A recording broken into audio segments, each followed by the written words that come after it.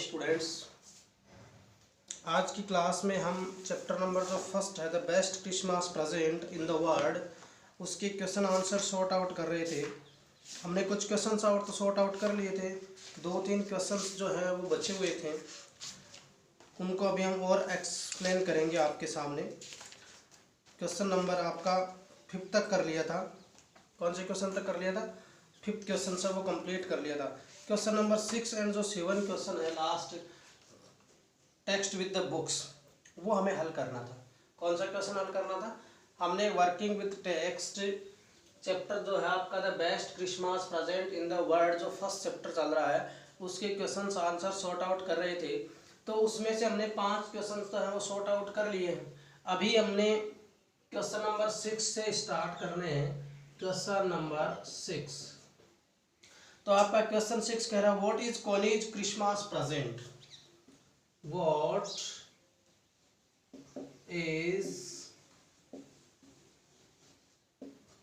Is college Christmas present.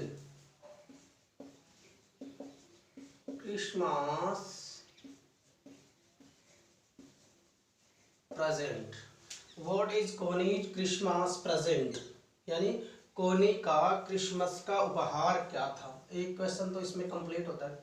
फिर इसी question में आगे जोड़ा गया है वाई का मतलब आप जानते हो, रीजन का आंसर होता है। Why is it the best, why is it the best,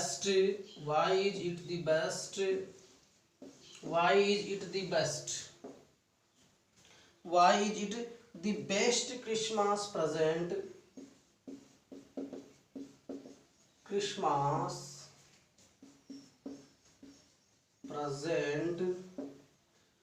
The best Christmas present in the world.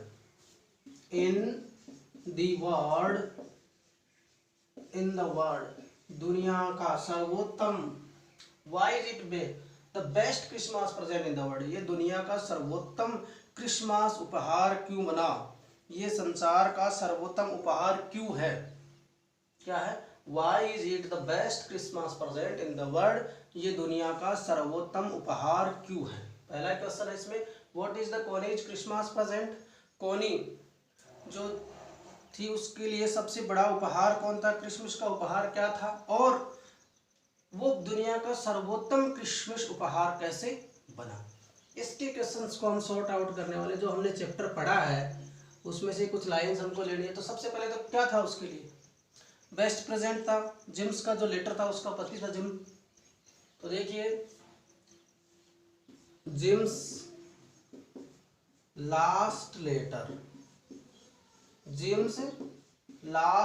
Gym का जो अंतिम पत्र था, लास्ट लेटर इज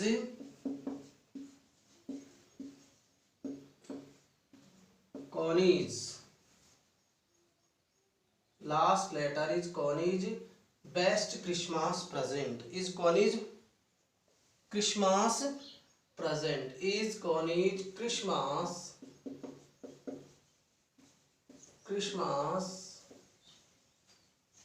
प्रेजेंट। ये तो क्या हो गया, James last letter is college Christmas present. Jim का अंतिम पत्र था वो कोनी के लिए कॉलेज क्रिसमस प्रेजेंट, वो कोनी की क्रिसमस का उपहार था। क्या था? उस दिन क्रिसमस को लेटर लिखा हुआ था, क्रिसमस को इसको प्राप्त हुआ था, इसलिए वो कोनी के लिए बेस्ट क्रिसमस प्रेजेंट था। अब उसमें था क्या, देखिए कॉनीज हस्बैंड जो थे वो कहाँ काम करते थे। कॉनीज हस्बैंड, कॉनी के जो पति थे, हस्बैंड जो थे वो क्या था, Jim. Connie's husband Jim was away, Connie's husband Jim was away. Connie के जो पति थे जिम, वो क्या थे, दूर थे, gym away. In the battlefield,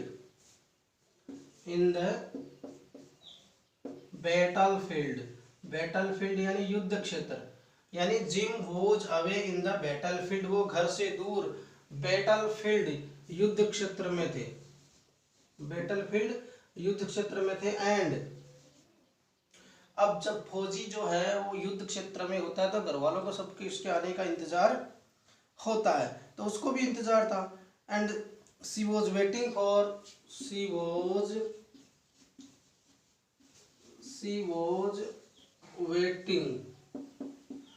waiting for his return, she was waiting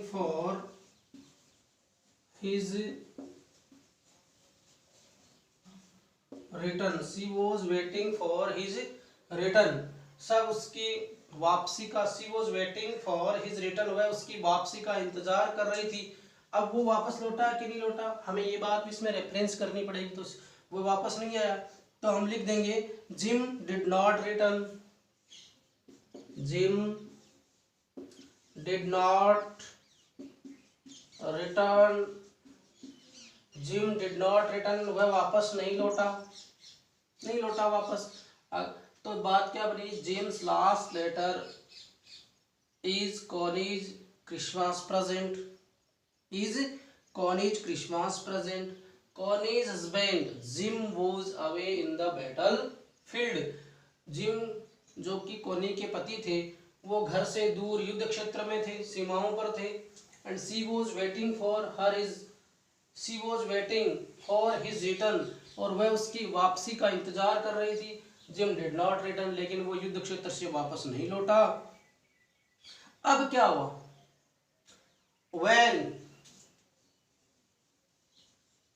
when the author gave,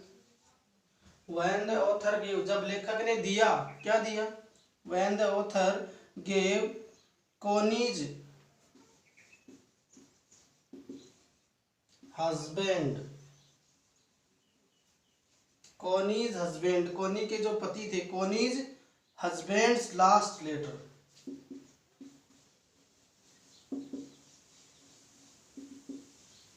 कॉनीज husband's last letter, जब लेखक ने उसकी पत्नी यानी कॉनी को उसके पति का अंतिम पत्र दिया। सी took it,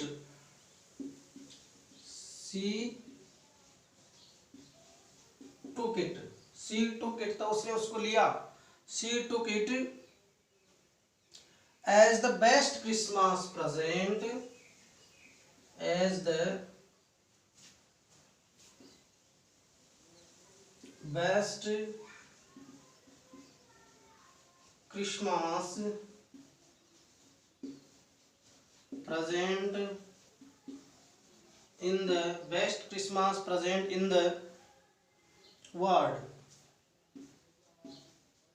in the world। तो देखिए Connie's husband's last letter, she took it as the best Christmas present in the world। कहने का meaning, when the author gave Connie's husband's last letter, जब लेखक ने मैसेज कोनी को उसके पति का अंतिम पत्र दिया, she took it as the best Christmas present in the world, तो उसने उस पत्र को क्रिसमस का सर्वोत्तम उपहार स्वीकार किया। सर्वोत्तम जो कृति थी, सर्वोत्तम जो उपहार था, सर्वोत्तम प्रेजेंट जो था, उसके रूप में उस पत्र को स्वीकार किया कि जीवन के अंतिम पड़ाव में भी, जब मैं 101 साल की उम्र की हो गई हूँ, तब भी मुझे अपने पति का यदि अंतिम पत्र प्राप्त हुआ है तो वो उसके लिए बड़ी प्रसन्नता की बात थी, उसकी खुशी की बात थी। इस प्रकार से ये क्वेश्चन जो है, सेकंड वाला क्वेश्चन हमने अभी सॉर्ट आउट किया है, 6 नंबर का क्वेश्चन है। अभी हम इसके बाद best Christmas present in the world, अब क्वेश्चन नंबर आगे बढ़ते हैं। क्वेश्चन नंबर अपना आएगा 7। कौन सा क्वेश्चन आएगा? तो क्वेश्चन नंबर 7। ये क्वेश्चन नंबर 6 आपको अपनी नोटबुक में बहुत अच्छे से लिखना है और उसको याद करना है, पढ़ना है, समझना है। पूरा चैप्टर आपको पढ़ा दिया गया है, तो ये क्वेश्चंस उसी में से करवाए हैं मैंने, तो बहुत अच्छे से इसको शुद्ध रूप से लिख करके याद करना है, आपके टेस्ट वगैरह में ये काम आएगा। अब हम इसके बाद में क्वेश्चन नंबर 7 की तरफ बढ़ते हैं।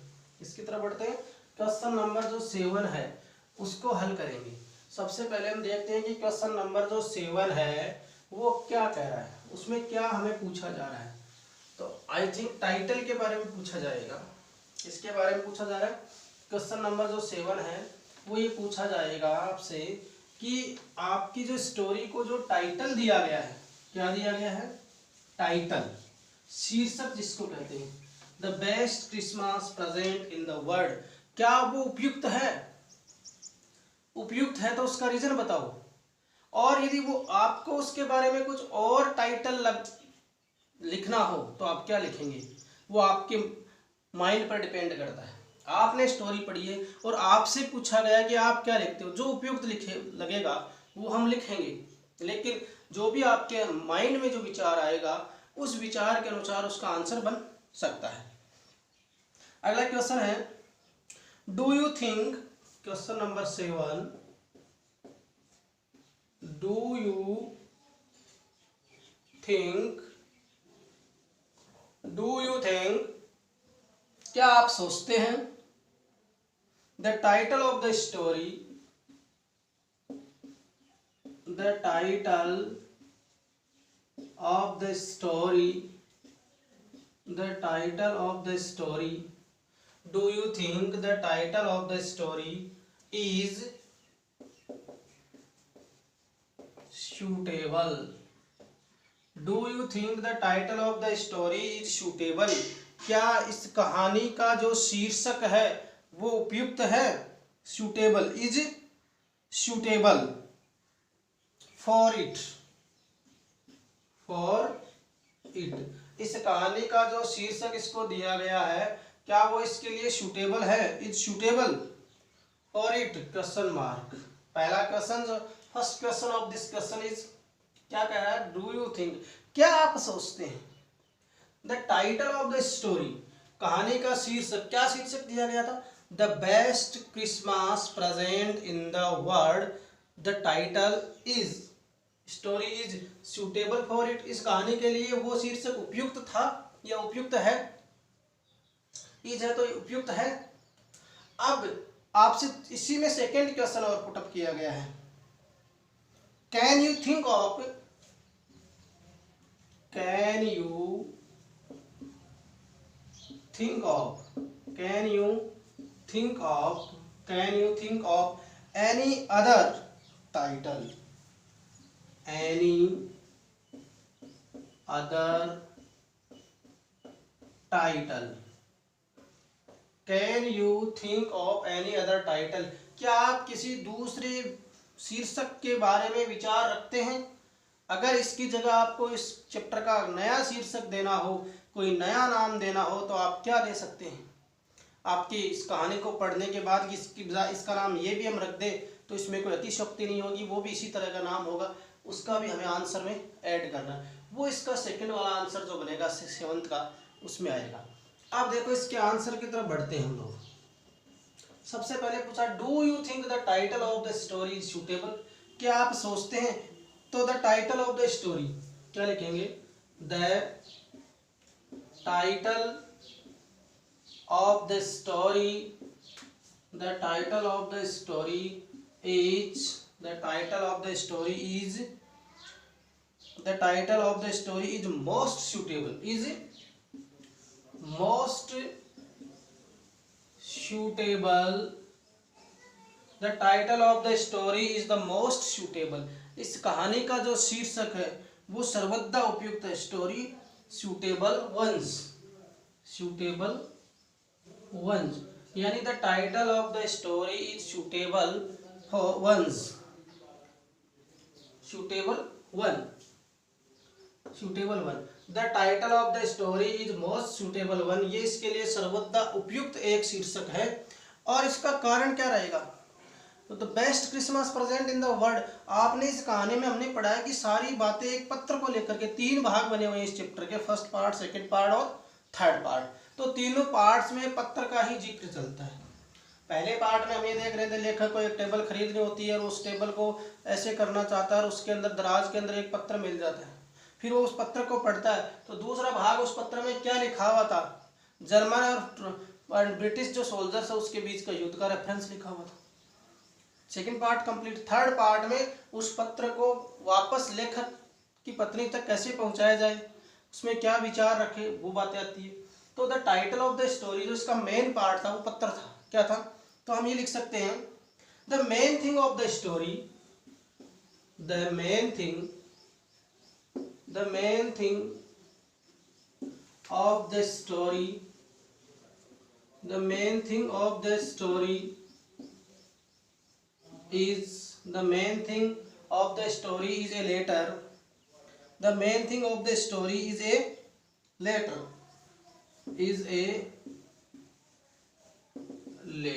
इस कहानी का मुख्य वस्तु जो थी, मुख्य बात जो थी वो एक पत्र थी।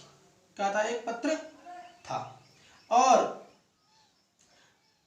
It becomes the best Christmas present, और वो पत्र क्या बना, it becomes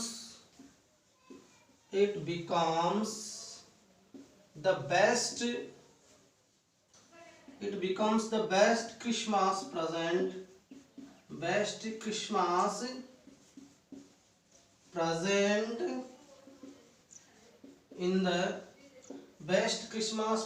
in the world. It becomes the best Christmas present in the world for Mrs. McPherson. वो मिसेज मैकपर्सन के लिए दुनिया का सर्वोत्तम क्रिसमस का उपहार बना। कौन बना, वो पत्र था। और पूरे चैप्टर में क्या था, पत्र की कहानी चल रही थी, लेटर की स्टोरी चल रही थी, और वही लेटर है मिसेज मैकपर्सन के लिए दुनिया का सर्वोत्तम बेस्ट क्रिसमस प्रेजेंट बना। तो ये उसकी कुछ बातें थी, और वो कैसी थी, she is lucky to get it back, she is lucky to get it back, जीवन के अंतिम पड़ाव में उस पत्र को वापस प्राप्त करके, यानी Mrs words the McPherson, she is lucky to get it back. वो पत्र जो उसकी टेबल के अंदर रह गया था, उसके ड्रॉवर में रखा हुआ था, और जब आग से वो टेबल जल गई थी, उसको बेचने के लिए भेज दिया गया था, उसमें से वो पत्र जब लेखक को मिला तो वो पत्र वापस उसे मिल गया। It was a great joy, बड़ी प्रसन्नता की बात है। She is lucky to get it back, उसे वो पत्र वापस मिल गया, उससे उसको बड़ी सौभाग्यशाली समझती है वो अपने आप को। ये इसका पहले जो do you think the title of the story is suitable for it, इसके लिए ये इसका आंसर बना। Do you think the title of the story is suitable for it, ये इसका आंसर बना है। अब इसी क्वेश्चन में ये सेकेंड ऑप्शन हो रहा है, you can think of any other title, क्या आपके विचार में इसका कोई दूसरा टाइटल भी है? इसका आंसर हम देने की कोशिश करेंगे। तो इसके अलावा द बेस्ट क्रिसमस प्रेजेंट, इसका टाइटल क्या हो सकता है, हमें सोचना पड़ेगा। तो देखिए हम लिख सकते हैं, आई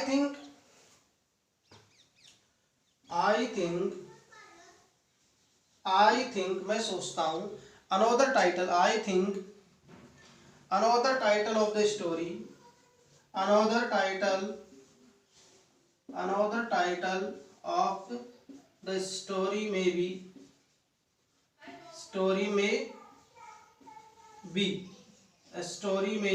यानी another title of the story may be, कहानी का दूसरा शीर्षक क्या हो सकता है। तो हमने लिखा I think the another title of the story may be, कहानी का दूसरा जो शीर्षक हो सकता है। अब आपको विचार करना है कि ये दूसरा, इसकी जगह ऐसा क्या नाम रखे जो इसी रेफरेंस को रिप्रेजेंट करता रहे। तो उसको कोई उम्मीद नहीं थी कि वो पत्र उस दिन उसको वापस प्राप्त हो ही जाएगा, तो वो उसके लिए एक सरप्राइज था। तो हम लिख सकते हैं ए सरप्राइज गिफ्ट ऑन क्रिसमस, क्या लिख सकते हैं, ए surprise gift on Christmas, A surprise gift on Christmas, हम ये भी लिख सकते हैं। ये टाइटल भी यदि हम लिखें तो वो उपयुक्त ही रहेगा, अनुपयुक्त नहीं हो सकता। तो हम क्या कह सकते हैं, ए surprise gift on Christmas, A surprise gift on Christmas. I think the another title of the story may be A surprise gift on Christmas, A surprise gift on Christmas, Christmas का अद्भुत या अचानक प्राप्त होने वाला उपहार। इसका मेरे विचार से जो इसका दूसरा टाइटल है सरप्राइज गिफ्ट ऑन क्रिसमस हो सकता है। Thank you very much.